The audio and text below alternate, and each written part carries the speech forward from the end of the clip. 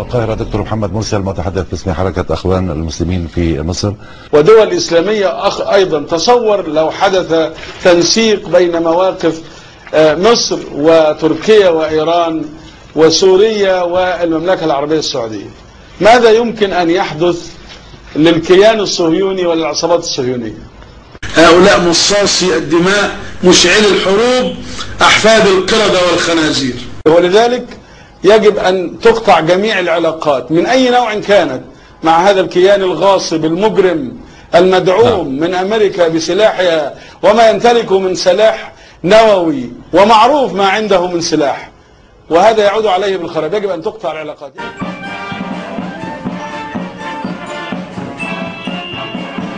And the letter of recall of my predecessor. Thank you very much and welcome. هؤلاء الذين لا عهد لهم ولا ذمة لهم، هؤلاء الذين لا يرقبون فينا إلا ولا ذمة، هؤلاء الذين لا يرضون بدمائنا بديلا، هم يريدون دماء المسلمين والعرب على هذه الأرض، ولذلك يجب أن نقاومهم بكل وسائل المقاومة. جئت برسالة سلام، وأنا هنا للتأكيد على أننا نعمل على بناء الثقة والشفافية، ونحن ملتزمون بجميع الاتفاقات التي وقعناها مع إسرائيل. يجب أن يحاصر الصهاينة أينما وجدوا، يجب ألا يتعامل معهم العرب والمسلمون كافة، شعوبا وأنظمة، يجب أن يضغط عليهم، يجب أن لا يعطوا أي فرصة، وأن لا يقفوا على أي أرض عربية أو إسلامية. The agreement we signed with Israel. يجب أن يطردوا من ديارنا، يجب ألا نتعامل معهم، يجب ألا نتعامل معهم، يجب ألا نشتري منهم ولا نبيعهم، يجب ألا نشتري منهم ولا نبيع لهم، يجب أن يكون حصارنا لهم شاملا لكل نواحي الأنشطة الإنسانية العامة، سياسية واقتصادية وثقافية واجتماعية وصحية.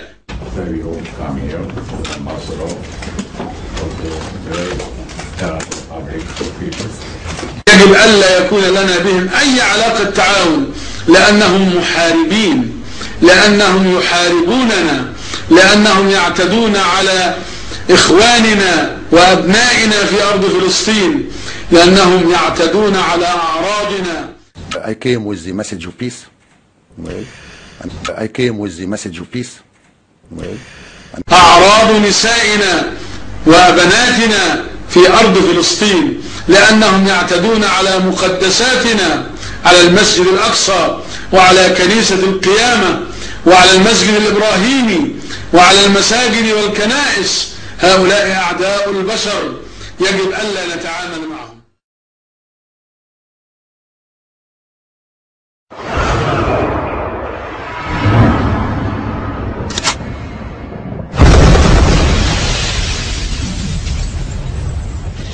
مفيش تغيير، يعني هو بس. أنا عايز أقول حاجة مهمة. نحن شعب أغلبيته تدين بالإسلام عقيدة، وكل ثقافته تقريبا شارك في حضارة عربية إسلامية، مسيحيين ومسلمين واليهود زمان، ويا ريت اليهود بتوعنا يرجعوا لنا بعد كده عشان يفتحوا مكان للفلسطينيين بقى، يعني الفلسطينيين يرجعوا بلدهم، يجوا اليهود بقى العرب يرجعوا بلادهم إن شاء الله. يعني أنت بترحب بأنه اليهود المصريين اللي طردهم عبد الناصر يجب يرجعوا. طردهم ليه؟ طردهم ليه؟ ويستردوا. دول راحوا شجعوا الاحتلال، شجعوا الاحتلال. كل مصري له حق ان يعود، خاصه اذا كان بقى هيعود يفسح مكان لفلسطيني. يعني انا عايز اخلي الفلسطيني يرجع بلده، حق العوده حق لا يمكن انكاره ولا يمكن التنازل عنه اطلاقا. لكن هو مش بالضروره مشروط، يعني بمعنى انه هو كمصري خرج من بلده، في رايك انه من حقه الواجب يرجع؟ انا بقى اناديهم الان، مصر اولى بيكم من اسرائيل. انتوا ليه تعيشوا في كيان عنصري؟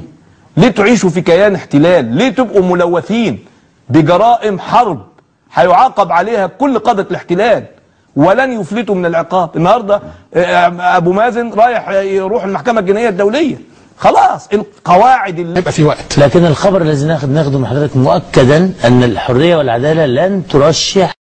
سعدني ان ارحب بضيوفي في هذه الفقرة، طبعا زميلي الدكتور عمار علي حسن وأيضا الدكتور محمد مرسي.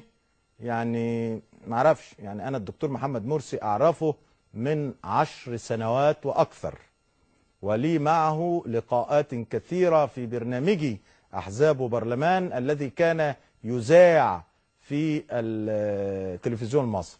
برحب بحضرتك الدكتور محمد مرسي، عضو مكتب الإرشاد وعضو مجلس الشعب السابق عن محافظة الشرقية. بسم الله الرحمن الرحيم. أنا بأشكر القناة اهتمامها بالموضوعات ذات الأهمية بالنسبة للمجتمع المصري ولمصر، واهتمامها بشأن جماعة الإخوان المسلمين. واحنا يعني احنا بنهتم جينا القناة قبل كده كل الناس. أما أنا قلت إن اهتمامها بالشأن العام في مصر. وكنت أتمنى أن لا يترشح أحد في تيار إسلامي، يعني محسوب على تيار إسلامي مش مسلم ولا ليه فضلت؟ ليه؟ لأن حرصا على مصلحة مصر التي الآن يعني تحت المجهر. لو تقدم واحد من هذا الصنف بالذات الآن مشكلة في استهداف مصر فيما ينتظر لها في المستقبل. تقصد استهداف خارجي ودولي؟ نعم كما حدث مع حماس بالضبط. والآن الحمد لله المشهد بيعود مرة أخرى ليحقق ما قلناه نحن، رئيس توافقي لمنظمة التحرير الفلسطينية وانتخاب جديد لرئيس جمهورية، رئيس دولة، وهناك انتخاب أيضا لرئيس وزراء جديد ليس لا من حماس ولا من فتح، شخصية توافقية. والآن يعلن كل الكتلتين أن كل واحد منهم يريد أن يترك موقعه كرئيس وزراء وأن يتم انتخاب جديد لرئيس دولة متفق عليه تحت مظلة منظمة التحرير الفلسطينية التي تجمع الآن كل فصائل الفلسطينيين. وهذا مشهد يؤكد ما قررناه نحن في مصر هنا، أن المصلحة تقتضي الآن أن يكون شخصية وطنية توافق. ما ينفعش أقول رأيي، لازم ده الرأي المؤسسي. إحنا ما زلنا حتى اليوم نقف على مسافة متساوية من الجميع وغالبا بعد الانتخابات ما تستقر ستسمع رأي للحرية والعدالة، سندرسه في مؤسساتنا وسنعلنه في حين مش هيبقى في وقت. لكن الخبر الذي ناخده من حضرتك مؤكدا أن الحرية والعدالة لن ترشح رئيسا للجمهورية. هذا مؤكد على مسؤوليتي. هو اللي بياخد ثروة البلد كلها لنفسه. فطبعا عايز يطبق الاشتراكية هيجيب فلوس ويوزعها على الناس. أبو هو عبيط هيجيب فلوس يوزعها على الناس؟ ده هو بيعتقد ان هو من عيلة مميزة، عيلة الأسياد، وبقية الناس عبيد. مصر يقول في حقها فاتحها العظيم عمرو بن العاص: ولاية مصر تعدل الخلافة. ولما قلت لأخي الدكتور محمد مرسي، قلت له: يا دكتور محمد، هل سمعت قولة عمرو بن العاص؟ قال: وما هي؟ قولة ايه يا شيخ محمد؟ قلت له: يقول عمرو بن العاص: ولاية مصر تعدل الخلافة. قال: ماذا؟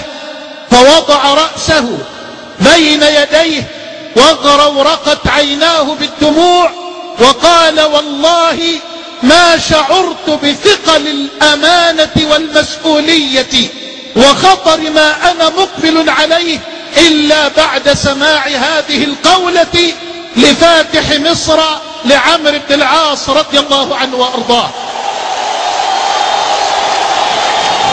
أبو دقن ده أما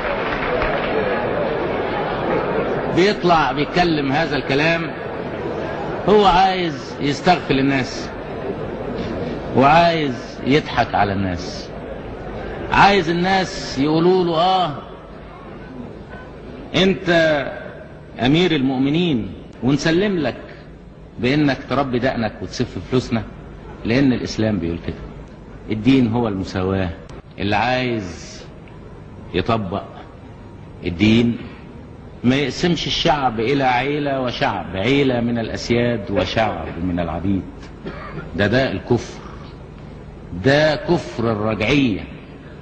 الرجعية اللي بتحاول انها تستغل الدين علشان تستغل اموال الناس وتأكل اموال الناس بالسحت.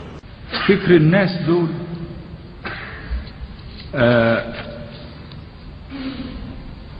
حاجة اسمها الحاكمية،